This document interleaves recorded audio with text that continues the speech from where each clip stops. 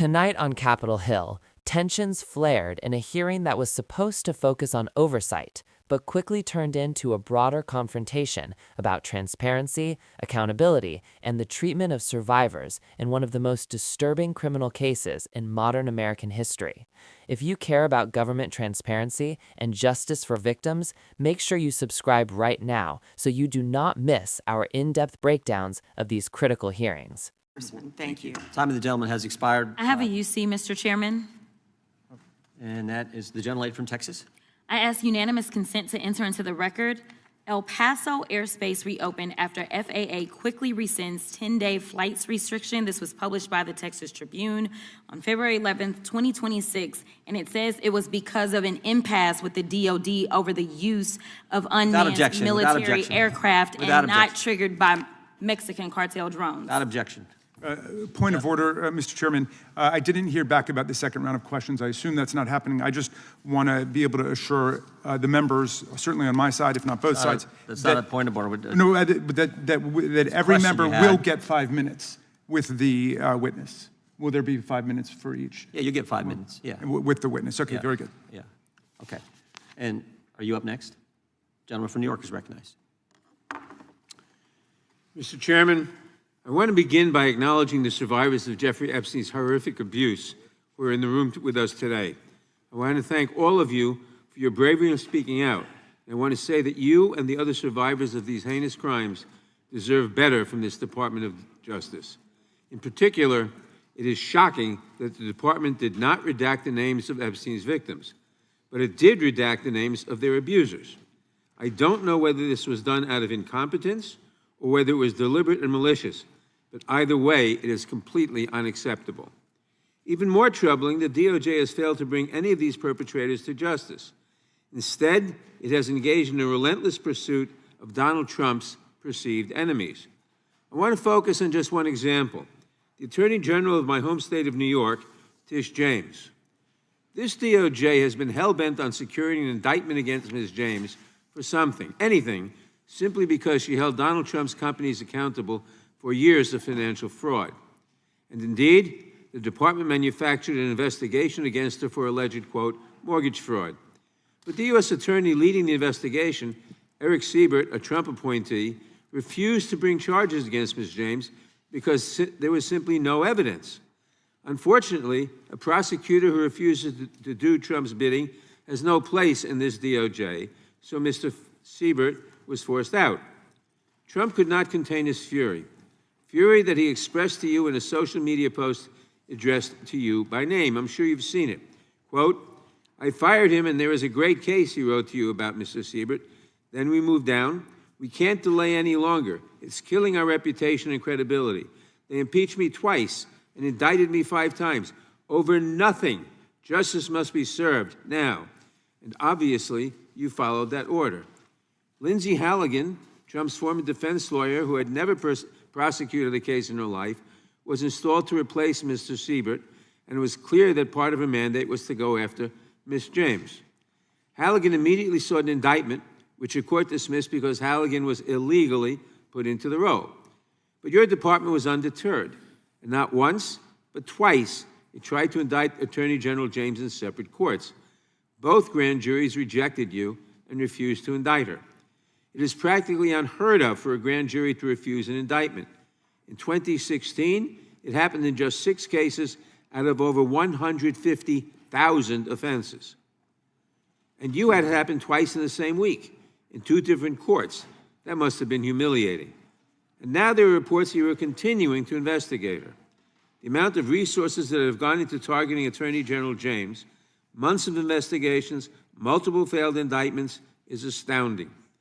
Since your own prosecutors told you that there is not enough evidence to support a conviction, it's clear that you are going after her simply because she held President Trump accountable and he wants to punish her. And she is just one name on a long list of Trump political enemies that DOJ is reportedly targeting. From Jerome Powell and Lisa Cook at the Federal Reserve to James Comey, numerous Democratic members of Congress, John Brennan, Jack Smith, Democratic officials in Minnesota, Chris Krebs, Miles Taylors, and more. And those are just the ones we know about. In contrast to these politically motivated investigations, grasping at something they can charge their enemies with, we now have concrete evidence of disgusting criminality revealed in the Epstein files. So I really have just one question for you. How many of Epstein's co-conspirators have you indicted? How many perpetrators are you even investigating?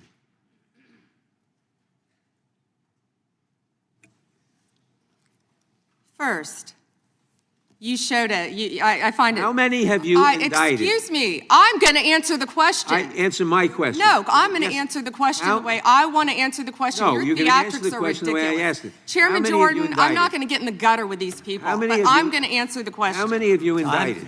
Again, the time belongs to Reclaiming my time. the time belongs. I think it's very interesting. Reclaiming my time. I think it's very Reclaiming my interesting time. You can that reclaim he your talks time, about but they reclaiming my time, indicted. Mr. The Chairman. president said they Close the indicted clock. him twice. Mr. Chairman, please They stop the sure clock did. and stop he the clock and indicted- restore his time. Okay, here we go with these Committee will be in order. theatrics. The time Reclaiming my belongs time to the and gentleman yield from back New the clock, York. please. We will give you a few more seconds. We will do that. But when Reclaiming you ask my- a question, the witness question gets to was- answer. You may not like the answer, but she Right. gets to The answer. question was, how many of Epstein's... They don't like Que- the answer, Reclaiming Chairman, my time. because it's honest. Reclaiming So my- he asked a Reclaiming my 4-minute time. question. Restore 45 and seconds to I am Mr. Nadler, going please, to Mr. Chairman. My time. Answer. You can let her filibuster all day long, but not on our watch. Reclaiming- Not on our time. No way. Reclaiming- And I told you about that, Attorney General, before you started. You don't tell me Yeah, I anything, did tell you because we washed saw up what you did in the loser Senate. Lawyer, not even a lawyer. Committee will be in Reclaiming my order. time, and I should get back at least 45 seconds. We will give you a few more seconds. I Not a said that few more, already. 45 seconds. Okay, I'm timing right now, Mr. Nadler. Go All right right. ahead. My time.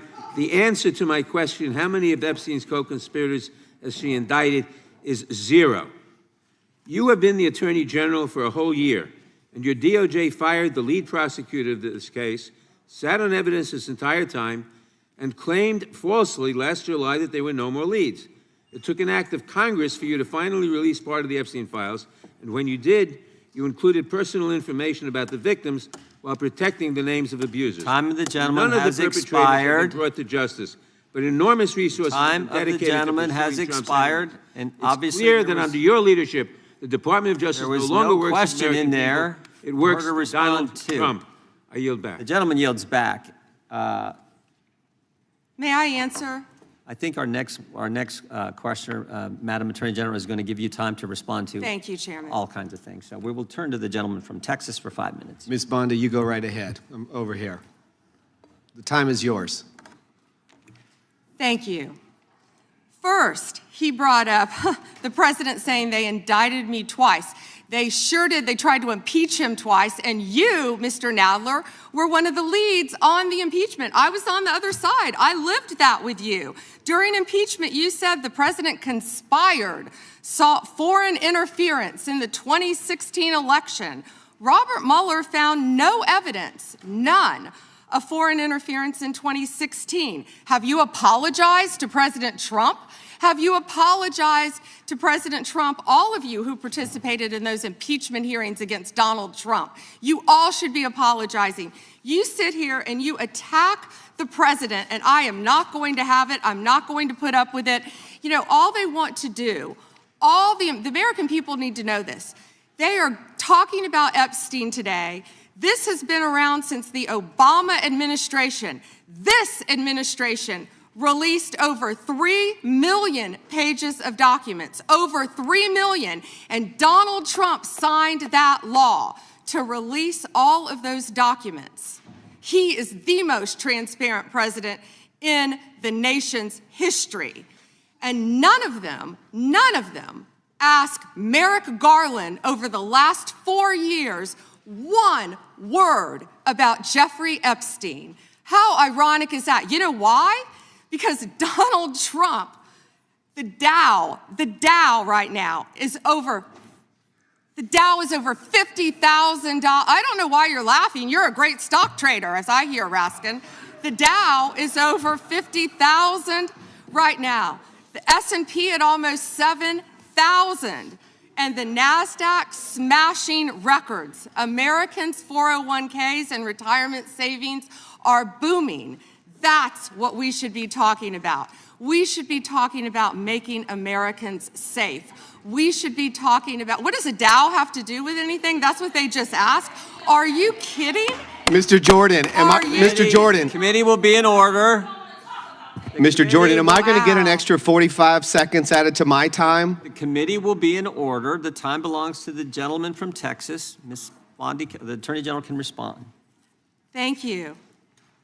The Dow has shattered 50,000 for the first time. This is crazy. They said it couldn't be done in 4 years, yet President Trump has done it in 1 year. National median rents have fallen to a 4-year low thanks to Donald Trump. That's why they want to focus on Epstein and our most transparent president in the nation's history. The murder rate, as I said, has plummeted to a 125-year low thanks to Donald Trump. For an unprecedented 9 straight months, there were 0 illegal border crossings at the southern border. That's what we should be focused on. All the great work that this president has done and will continue to do to keep America safe and to make Americans safe.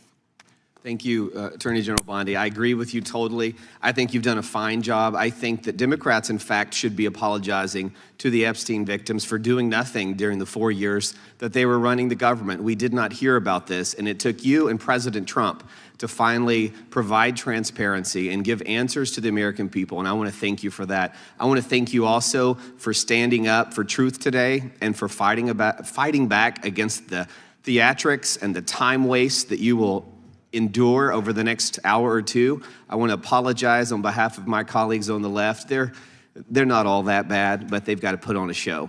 And I'm sorry that you have to go through that. And I would like to yield the last, I'd say 40, but 40 is 80 seconds. The clock says 40, but I've got 80 seconds since I was so rudely interrupted, and I'll give all 80 seconds to Chairman Jordan. And I would just yield to the Attorney General if she has anything to add. I'm fine to continue. Thank you, Chairman. All right, the chair now recognizes, the gentleman yields back. The chair recognizes the gentlelady from California. Thank you, Mr. Chairman. I would note that Mr. Nadler's The hearing began with procedural maneuvering, something viewers often overlook, but that actually reveals a lot about how Congress works.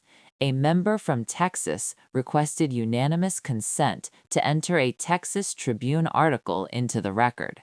The article reported that El Paso airspace had been reopened after the Federal Aviation Administration rescinded a 10-day flight restriction. According to the report, the closure was linked not to Mexican cartel drones, as some had speculated publicly, to an impasse between the Department of Defense and the FAA over the use of unmanned military aircraft.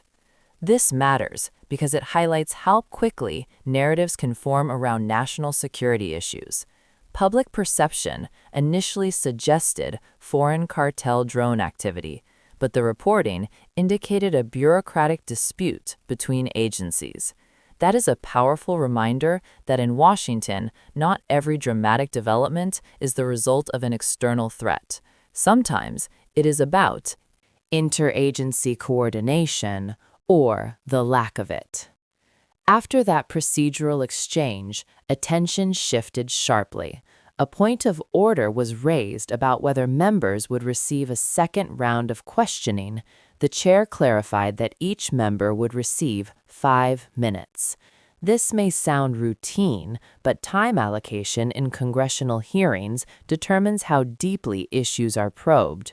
5 minutes is often barely enough to scratch the surface, especially on matters as complex as federal investigative procedures. Then came a more emotionally charged moment. A congressman from New York opened his questioning by acknowledging survivors of Jeffrey Epstein's abuse who were present in the room. He thanked them for their courage and then delivered a pointed criticism of the Department of Justice. The core of his concern was this.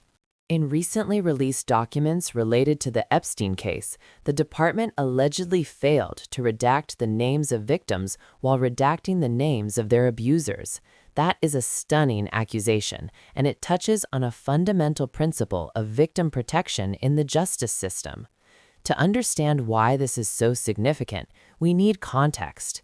In cases involving sexual abuse, especially trafficking and exploitation, protecting the identities of victims is standard practice.